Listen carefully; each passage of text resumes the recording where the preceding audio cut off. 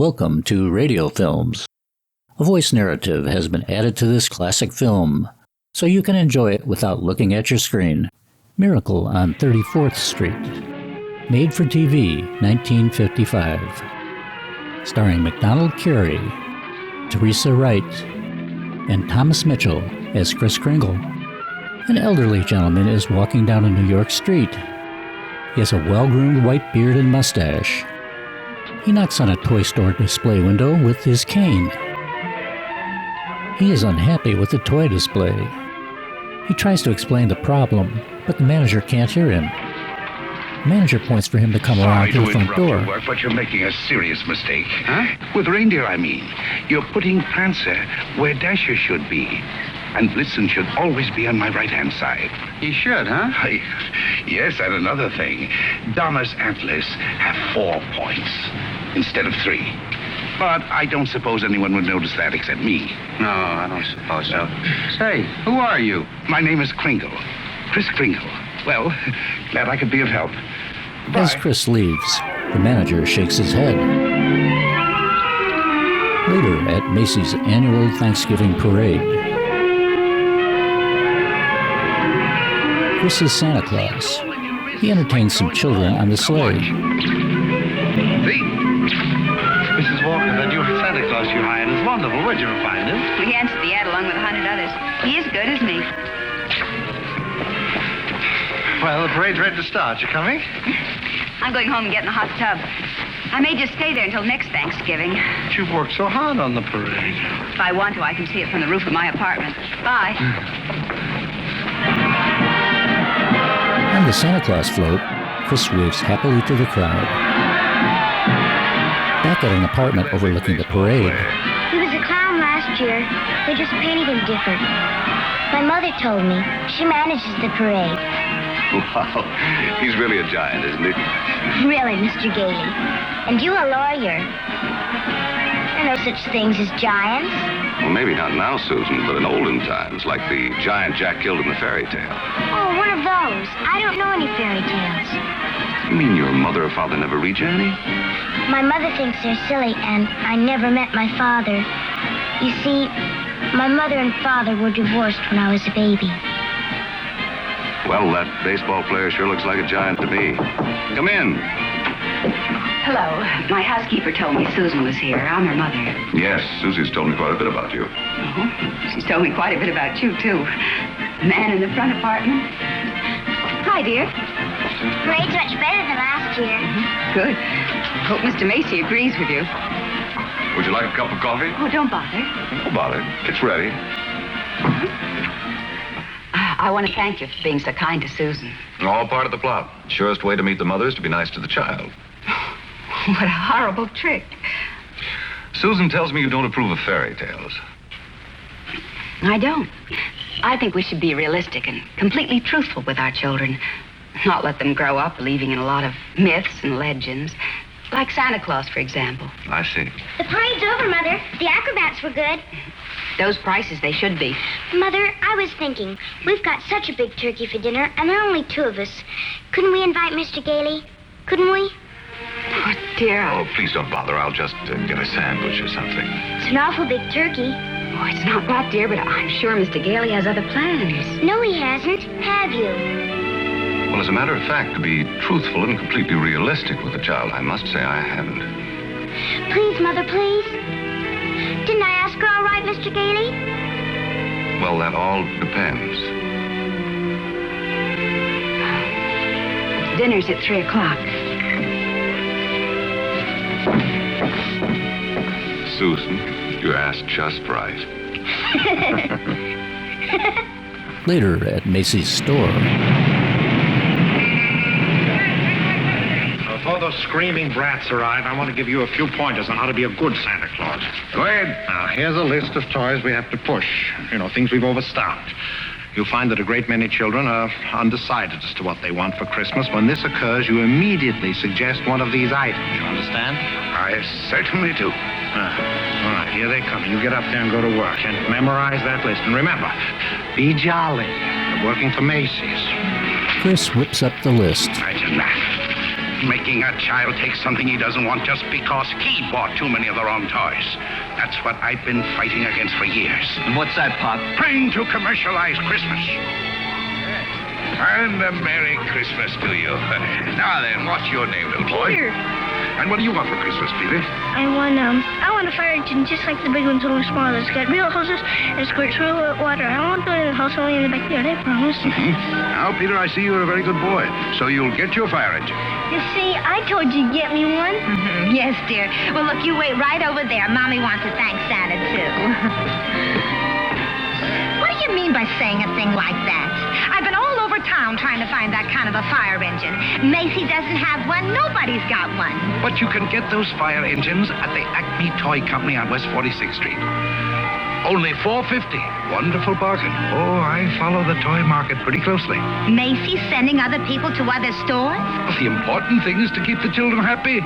Whether Macy's or somebody else sell the toy, that doesn't matter, does it? Don't you feel that way? Me? Sure, but I didn't think Macy's did. I don't get it. I just don't get it.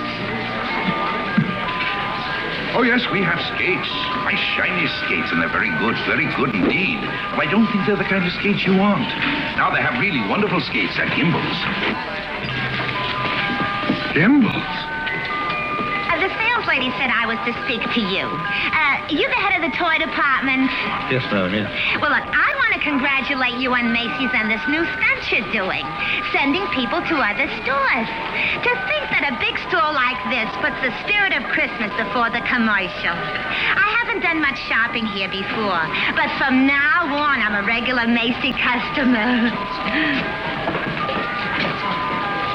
Gimbals?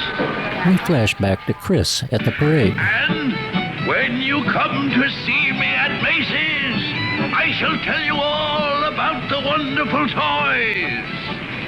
This seems awful silly, Mr. Gailey. Well, maybe you'll feel differently after you've talked to Santa Claus. Goodbye, and Merry Christmas. Now, what's your name, little girl? Susan Walker, what's your name? Mine, Kris Kringle. I'm Santa Claus. You don't believe that, do you? You see, my mother is Mrs. Walker, the lady who hired you. But I must say, you're the best-looking one I've ever seen. Thank you. Your whiskers don't have those things that go over your ears. That's because they're real, just like I'm really Santa Claus. Go on, pull them. Go ahead, pull. That's it. And what do you want me to bring you for Christmas? Nothing, thank you. Whatever I want, my mother will get me. Sensible and doesn't cost too much. Susan, dear, I think you've taken up enough this gentleman's time. Your maid had to go home. Her mother sprained her ankle. She asked me to bring Susan down here for you. Yes, she phoned. I thought as long as we were here, we might as well talk to Santa Claus. He's a nice old man, Mother. And his whiskers are real, too. Yes, dear. A lot of old men have real whiskers like that. Susan, if you'd like to go over and look at the dolls, I'll be with you in just a minute. I want to talk to Mr. Gailey. I didn't think there was any harm in saying hello to the old gent. I'm sorry. Well, I think there is harm. I tell her Santa Claus is a myth, and you bring her down here to meet a very convincing old gentleman with real whiskers. What's wrong with that? By filling her full of fairy tales, she'll grow up to believe life is a fantasy instead of a reality. She'll keep waiting for Prince Charming to come along, and when he does, he'll be a... We were talking about Susie, not you. Whether you agree with me or not, I'll have to ask you to respect my wishes.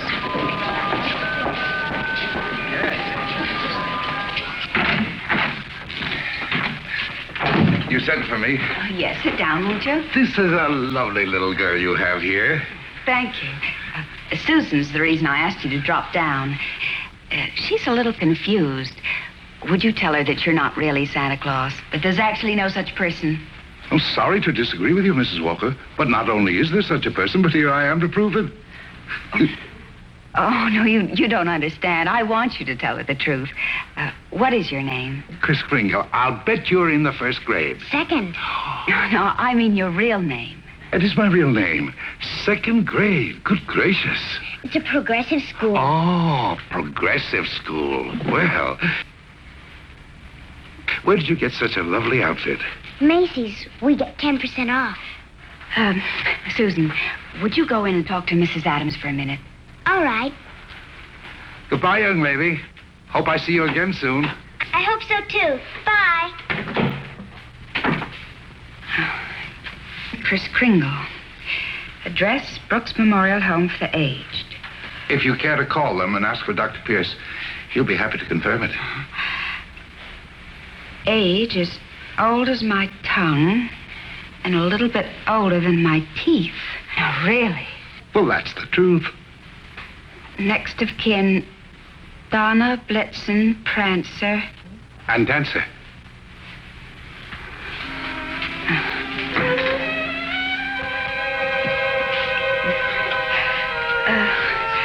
I'm sorry, Mr. Kringle. Yes, well, I'm afraid we're going to have to make a change. You see, the Santa Claus we had last year is back in town, and, well, I feel I owe it to him to, Have I done something wrong? No. Excuse me. Yes? Mr. Macy wants to see you immediately, Mrs. Walker. Oh, yes, right away. You'll have to excuse me. Miss Adams will give you your voucher on the way out, and you'll receive a full week's salary.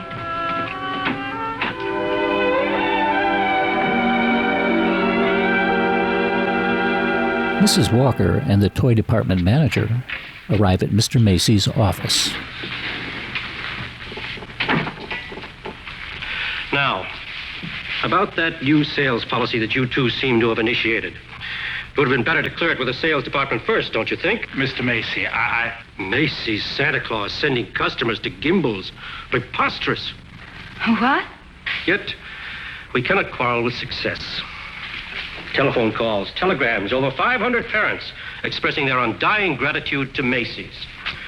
So as a result, I've decided to make this the new sales policy for the entire store. If we haven't got what a customer wants, we'll send him where he can get it. In this way, Macy's will be known as the store with a heart. The store that puts public service ahead of profits.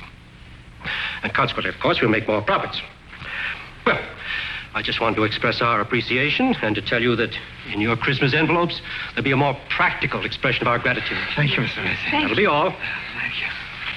Oh, and tell that wonderful Santa Claus of yours that I haven't forgotten him either. No, never mind. I'll tell him myself. In the morning.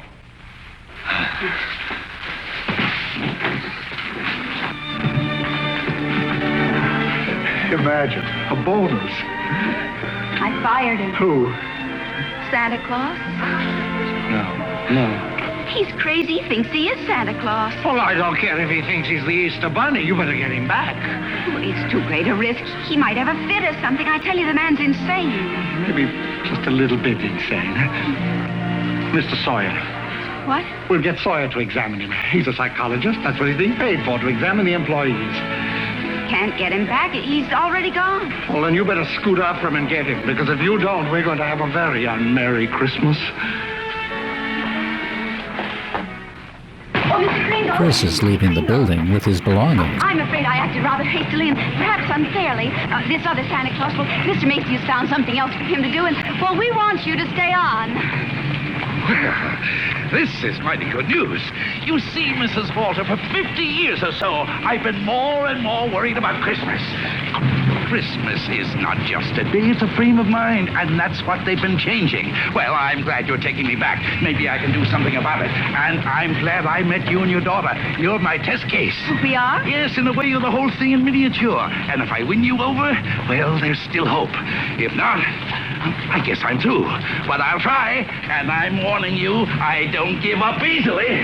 Oh, but Mr. Kringle, first thing in the morning, could you report to Mr. Sawyer's office for a little examination? Mental examination? Well, partly, yes.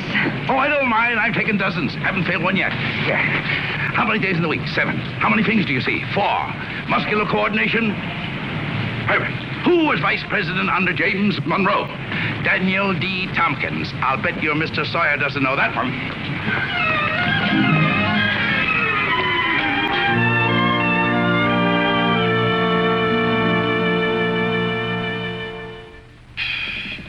How much is 3 times 5? You asked me that before. I'm conducting this examination. How much is 3 times 5? Same as it was before. 15. You're rather nervous, aren't you, Mr. Sawyer? Do you get enough sleep? My personal habits are of no concern to you. Oh, I'm sorry. It's just that I hate to see anyone all tied up. How many fingers do you see? 3. You bite your nails, too? I want you to stand up straight with your arms extended. Muscular coordination test.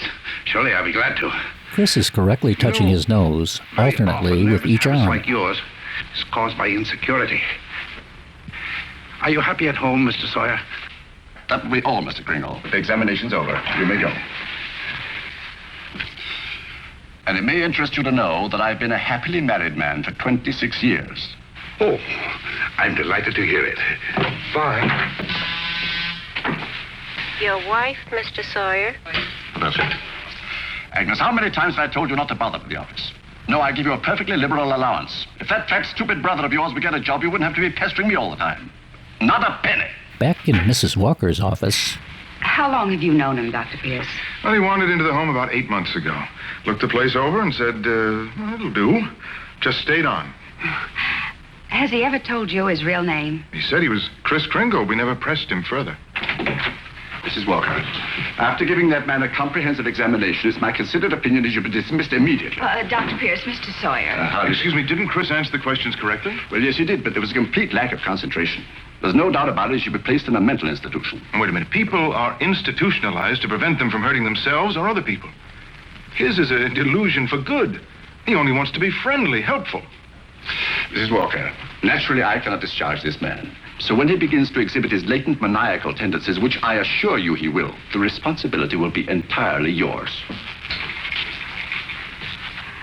Oh, Dr. Pierce, if there's the slightest possibility of trouble, Now, what trouble could Kris possibly get into? No?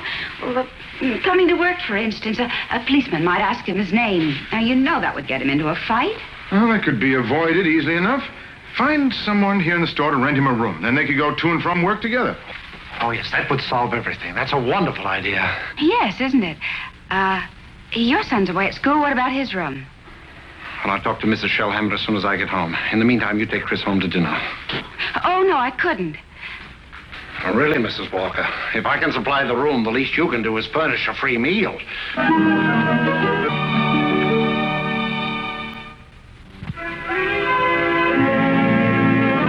Later, at Mrs. Walker's apartment.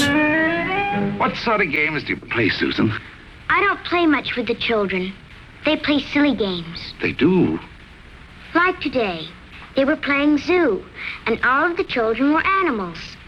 Homer was supposed to be the zookeeper. He said, "What kind of an animal are you?" I said, "I'm not an animal. I'm a girl." He said, "Only animals allowed here. Bye."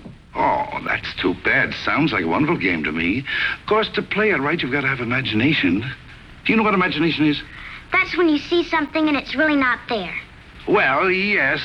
But I believe imagination is a place by itself. Yeah, you know, like, well, you know the British nation and the French nation. Well, this is imagination. Say, how would you like to make snowballs in the summertime? Or drive a bus down Fifth Avenue, Or be the Statue of Liberty in the morning, and in the afternoon, a flock of geese flying south? Well, the first place, you'd have to learn to pretend. That's imagination. Now, the next time they play zoo, you tell Homer you're a monkey. But I don't know how to be a monkey. I'll show you. Now, stand up. First, you bend way over. That's it. Keep your arms loose. Now, then you scratch. On the contrary, the firm of Hazlitt, Sherman, and Hazlitt has been very good to me. But being an exceptional lawyer, I want to open my own office. Naturally. We're having our first lesson in pretending, and we're doing pretty well, too. She'll be having nightmares for weeks. But you'll be having a lot of fun in the daytime. Hello? Oh, Mr. Shellhammer, that's fine. The Shellhammers have a room for you. That's very kind of them, but I've accepted Mr. Gailey's offer to stay with him. Mr. Gailey? I'll get the meat. Oh, thank you, Mr. Shellhammer, but it seems he's made other arrangements. Yes, well, goodbye. Well, here we are. Steak. No, it's venison. A friend of mine at the office gave it to me. What's venison? Oh, deer meat. If you don't like it, I have eggs for you. Could I have eggs, too? Venison, you know, I couldn't. I forgot. Well, there must be something you want for Christmas. Something that even your mother doesn't know about. Why don't you give me a chance? All right. She shows him a flyer for a beautiful 2-story house. That's what I want for Christmas. A doll's house like this? No, a real house. A real house? If you're really Santa Claus, you can get it for me. And if you can't, just a nice man with a white beard like Mother says. Well, just because every child doesn't get his wish, that doesn't mean there isn't a Santa Claus. That's what I thought you'd say. But what could you possibly want with a house like this? Live in it with my mother. But you have this lovely apartment. But I want a backyard and a swing and... She can't get it, huh? I didn't say that. Well, it's a tall order, but I'll do the best I can. May I keep this? Mm-hmm. Good night, Susan. Good night. Later, Mr. Daly brushes his teeth. Do you like living in the city? Oh, it's all right. I'd kind of like to get out in the country sometime, though. Not a big place, just one of those junior partner deals in Manhattan. I know the kind you mean. One of those colonial houses. Or Cape Cod. I've been thinking about Mrs. Walker. You know, like a lot of divorced women, she's determined that no one will ever hurt her again. With a little more effort on your part, she might be made to crawl out of a shell. They both lie down in their beds. Those two are a couple of lost souls. It's up to us to help them. I'll take care of Susie if you'll take care of her mother. It's a deal. Chris starts to turn off the light. Oh, no, you don't. I'm not going to be cheated that way. All my life I've wondered, and now I'm going to find out. I'm going to learn the answer to the question that's troubled the world for centuries. Does Santa Claus sleep with his whiskers inside or out? Always sleep with them out. Cold air makes them grow.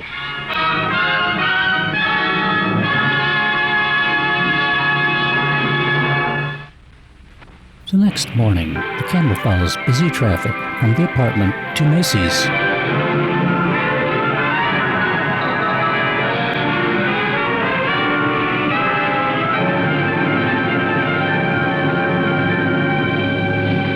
This is one event I never expected to see. Two can play at this game, Mr. Macy. If Gimbals hadn't got what the customer wants, we'll send him over to Macy's. It'll be a pleasure, Mr. Gimble.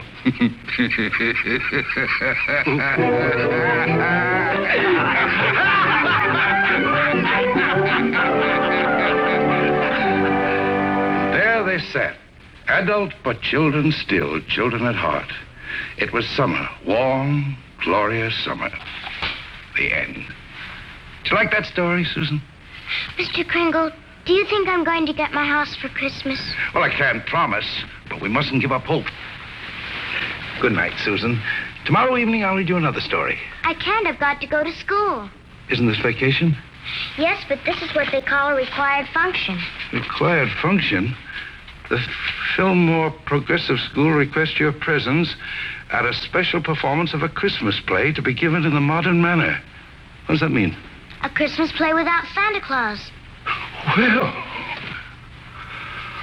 a Christmas play without a Santa Claus? The performance will be followed by a short address. Subject, exploding the myth of Santa Claus. The guest speaker will be Mr. Albert Sawyer.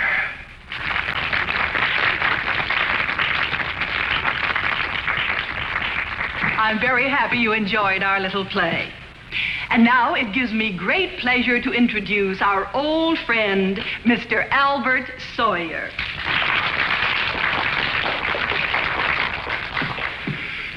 Parents and young people, it's thrilling indeed to see so many happy, smiling faces. I know you're all looking forward to a joyous Christmas. But as those of you in this intelligent group know, this is going to be a Christmas without Santa Claus. Such a person as Santa Claus, St. Nicholas, or Kris Kringle does not exist. Chris watches with annoyance from behind the stage. This silly old man in his He red walks suit around the fake fireplace and peers out at the children. He's the all-giver, the generous He father. then walks around to a glass door and opens it. The children notice it and are smiling at him. Fantasies, and show themselves afraid to face realities. People who play Santa have a strong feeling of guilt. He shrugs his shoulders and smiles. I see nothing to laugh at. Far from being amusing, This motions the children to be silent. far from being amusing, He is now standing behind Dr. Sawyer. far from being amusing, this myth is actually harmful. Only stupid old men prancing around in white whiskers keep this ridiculous myth alive. Now he's gone too far. Kris smacks Sawyer with his cane.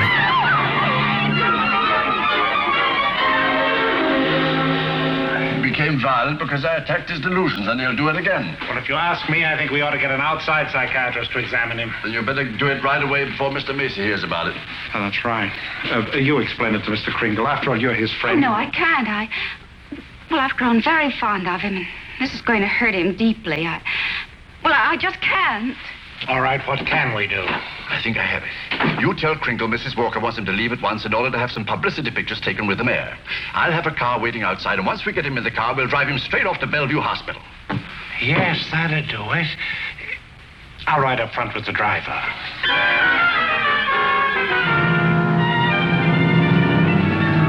Later at Bellevue Hospital.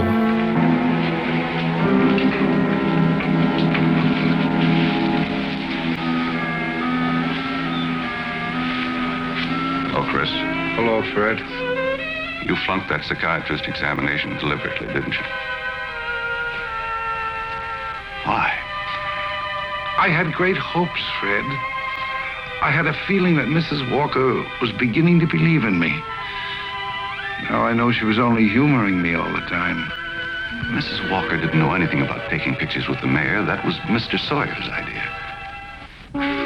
It isn't just Mrs. Walker. Take Sawyer. Contemptible, deceitful, dishonest. But he's out there, and I'm here. If that's normal, I don't want it. But you can't just think of yourself. What happens to you matters to a lot of people. People like me who believe in you and what you stand for. People like Susie who are just beginning to. Kris, you can't let them down. You're right. Let's get out of here. Now, wait a minute. You flunked that examination, but good. Yes. I said our first president was Calvin Coolidge. Oh, but you can fix that. You'll think of something. Now, take it easy. A judge is going to be asked to sign papers committing you to a mental institution. The only chance would be to prove you legally sane at a public hearing. Good. I can think of nothing better. Don't you see? That will settle the question once and for all. Newspaper headlines. Macy's Santa has lunacy hearing. Doctors doubt sanity of Santa, who launched Goodwill campaign. Kris Kringle crazy. Court case coming. Calamity cry kitties. All spelled with a K. Do you solemnly swear the evidence you are about to give at this hearing is the truth, the whole truth, and nothing but the truth? I do. Good morning, Your Honor. Good morning. You may proceed, Mr. District Attorney. My name's Thomas Mara. What's yours? Kris Kringle. Oh. Where do you live? That's what this hearing will decide. It's a very sound answer, Mr. Kringle. Thank you, Your Honor. Tell me, do you really believe that you're Santa Claus? Of course. The state rests, Your Honor. In view of this statement, do you still wish to put in a defense, young man? I do, Your Honor. I'm fully aware of my client's opinions. In fact, that is the entire case against him. But Mr. Kringle is not sane because he believes himself to be Santa Claus. An entirely logical assumption, I'm afraid. Not necessarily, Your Honor. You believe yourself to be Judge Harper, yet no one questions your sanity because you are Judge Harper. Mr. Kringle is the subject of this hearing, not me. Exactly. So I intend to prove that Mr. Kringle is Santa Claus.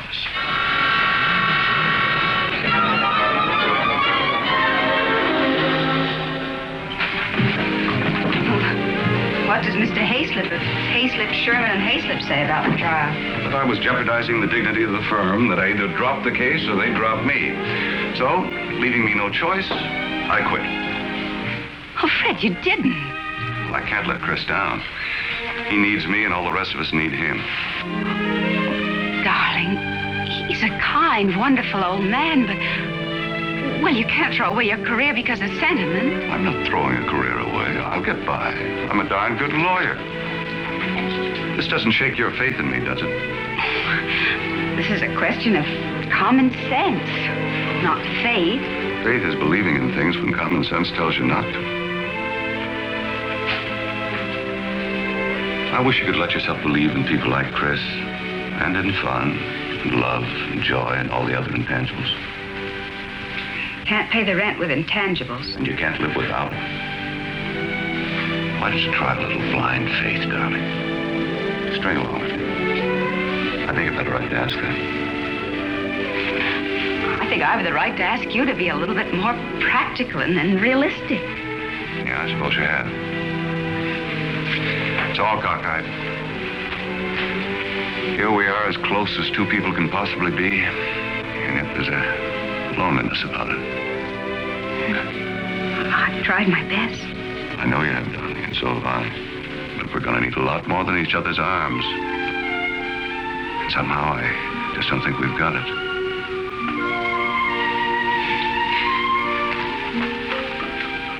Funny. With all my common sense, I was just beginning to think this time it might work out. So was I, but...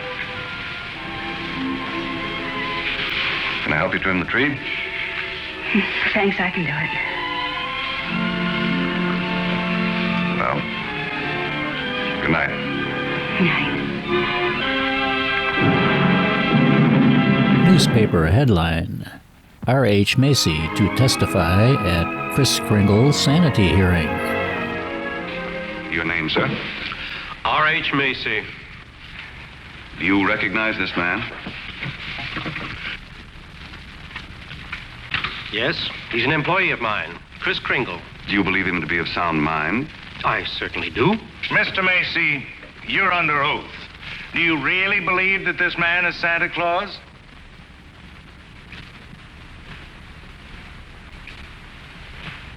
In his mind, Macy sees the headline. Macy admits his Santa Claus is a fraud. Do you? I do. That is all. On his way out, Macy leans over to Dr. Sawyer. You are fired. Your Honor, there is no such person as Santa Claus, and everybody knows it. I ask that the court make an immediate ruling. Is there or is there not a Santa Claus? The judge notices a man standing in the back of the courtroom, motioning for him to meet him in the judge's chambers. This court will take a short recess to consider the matter. I don't care about the law. I'm talking about politics. You go back in there and rule that there's no Santa Claus, we won't be even able to put you in the primaries. Oh, Charlie. I'm a responsible judge. How can I seriously rule that there is a Santa Claus? All right, go back in there and rule there isn't. The kids read about it, so they don't hang up their stockings. So what happens to all the toys that are supposed to be in them stockings? Nobody buys them. Oh, the toy manufacturers are gonna love that. What about the Christmas card makers, the candy companies? Oh, boy, are you gonna be a popular guy. And what about the Salvation Army? They got a Santa Claus on every corner. Henry, I'm telling you, if you go back in there and rule that there's no Santa Claus, you can count on getting just 2 votes. Your own and that district attorney's out there.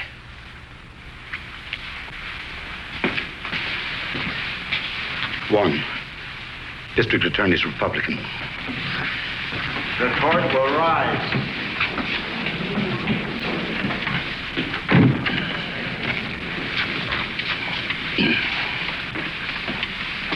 This court has just consulted the highest authority available. The traditions of American justice demand a broad and unprejudiced view of such a controversial matter. And therefore, this court is determined to keep an open mind and hear the evidence from either side. But can my opponent produce any evidence in support of this contention? Your Honor, I can. Will Thomas Mara take the stand? Who, me? Thomas Mara, Jr. The lady with the young lad shrugs her shoulders and shows a subpoena to the DA. Hi, Daddy.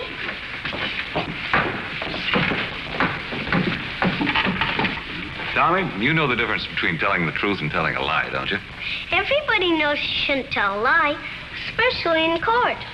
Do you believe in Santa Claus? Sure I do. And what does he look like? There he is, sitting over there.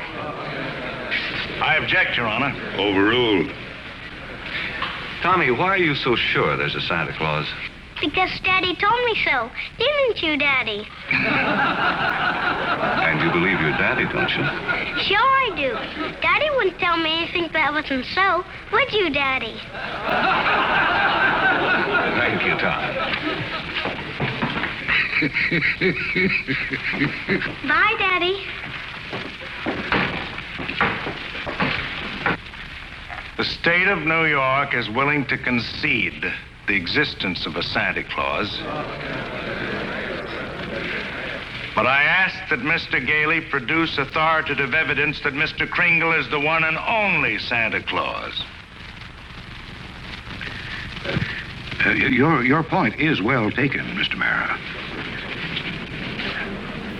The judge notices his political advisor shaking his head no. Mr. Gailey, are you ready to show that Mr. Kringle is Santa Claus? On the basis of competent authority? Not at this time, Your Honor. I ask for an adjournment until this time tomorrow. This court stands adjourned till 3 o'clock tomorrow afternoon. That's all ready. What are you doing? Writing to Mr. Kringle to tell him I believe in everything he told me. Everything will turn out fine. That's nice. He'll like that. Where shall I send it? Why don't you send it to the county courthouse? Okay.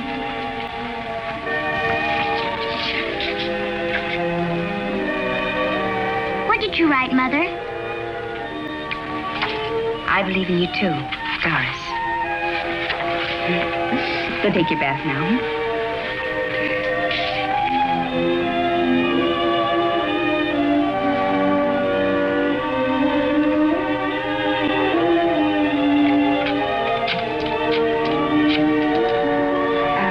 Could you give me the number of the main post office, please? Hello, dead letter office. Are you kidding? We got maybe a couple of 100,000. Yes, ma'am, we sure would. Hey, lady, that's not a bad idea. Thank you. Mr. Gailey arrives at the courtroom. Chris, I've got bad news for you. I've tried every way to get some competent authority. I wired the mayor, the governor, everybody. Susan. And means more to me than all the mayors and governors in the world. It's all over. He hasn't got a thing. Mrs. Walker approaches the defense table and whispers something to Mr. Gailey. He gets up and follows her out of the courtroom. Your Honor, the defense has yet to produce one bit of authoritative proof that this man is really Santa Claus. And in view of the fact that it is Christmas Eve and we're all anxious to get to our homes, I ask that these commitment papers be signed without further delay. Mr. Gailey, have you anything further to offer? I should like to submit the following evidence, Your Honor. It concerns an official agency of the United States government.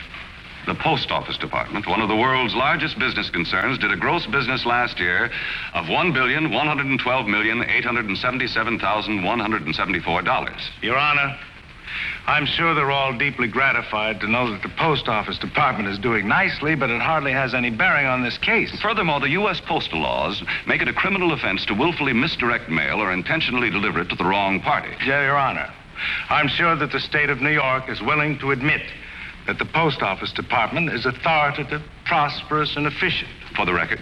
For the record. Anything to get on with this case. Then, Your Honor, I offer these letters in evidence. They're simply addressed to Santa Claus, yet they were each delivered to Mr. Kringle by bona fide employees of the Post Office Department. I offer these as authoritative proof. Your Honor, 3 letters are hardly authoritative proof. I have further exhibits, Your Honor, but I hesitate to produce them. Oh, I'm sure we'd all be glad to see them. Oh, yes, indeed. Put them on my desk. On your desk? Yes, yes. Very well, Your Honor. He motions to the officers guarding the door. They open the doors and call in a gaggle of postmen, each carrying 2 sacks of mail.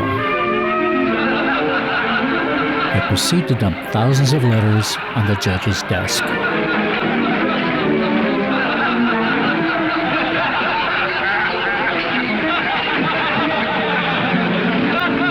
Kris laughs with delight. Your Honor, every one of these letters is addressed to Santa Claus, and the post office has delivered them to my client. Therefore, the United States government recognizes this man, Kris Kringle, as Santa Claus. The judge emerges from a mountain of letters. If the United States of America believes this man is Santa Claus, then this court will not dispute it. Case dismissed.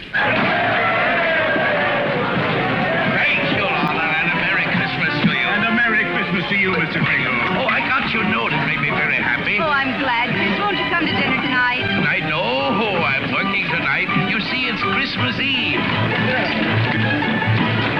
Merry Christmas!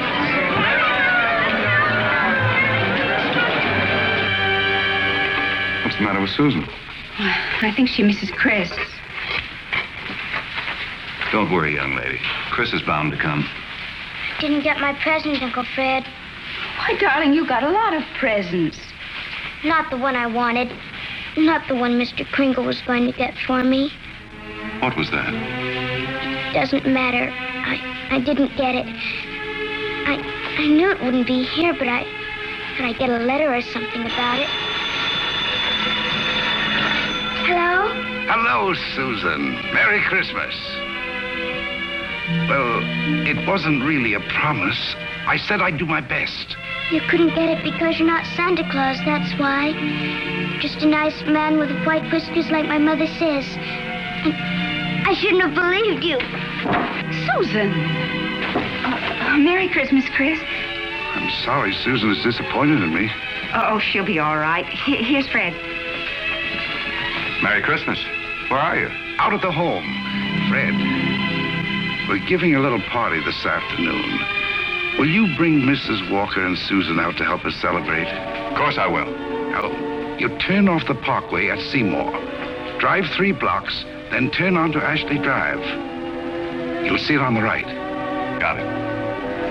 Bye. Susan, I was wrong when I told you not to believe in Mr. Kringle. You must have faith in him. But he didn't get me. That doesn't make sense, Mother. Oh, faith is believing in things even when common sense tells you not to. I mean, even though things don't work out the way you want them to the first time, you still gotta believe in people. I'll try.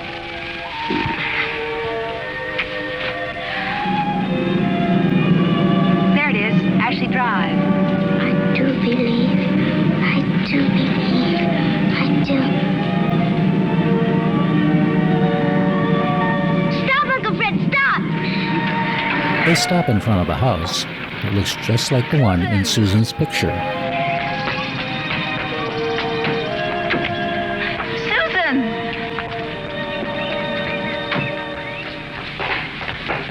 Susan, you shouldn't be running around in other people's houses. But this is my house, Mommy. The one I asked Mr. Kringle Now, for. Susan, darling. It is. I know it is.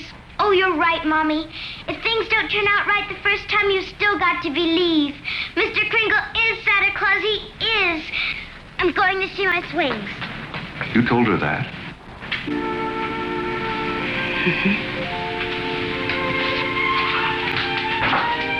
The house seems to be for sale. We can't let her down. Oh, Fred. Darling, I always believed in you. It's Just my ridiculous common sense. Well, it even makes sense to believe in me now. I take a little old man and legally prove that he's Santa Claus. Now, you know... They notice a cane resting on the fireplace mantel. Oh, no. It must have been left by one of the tenants. Maybe. Maybe I didn't do such a remarkable thing after all.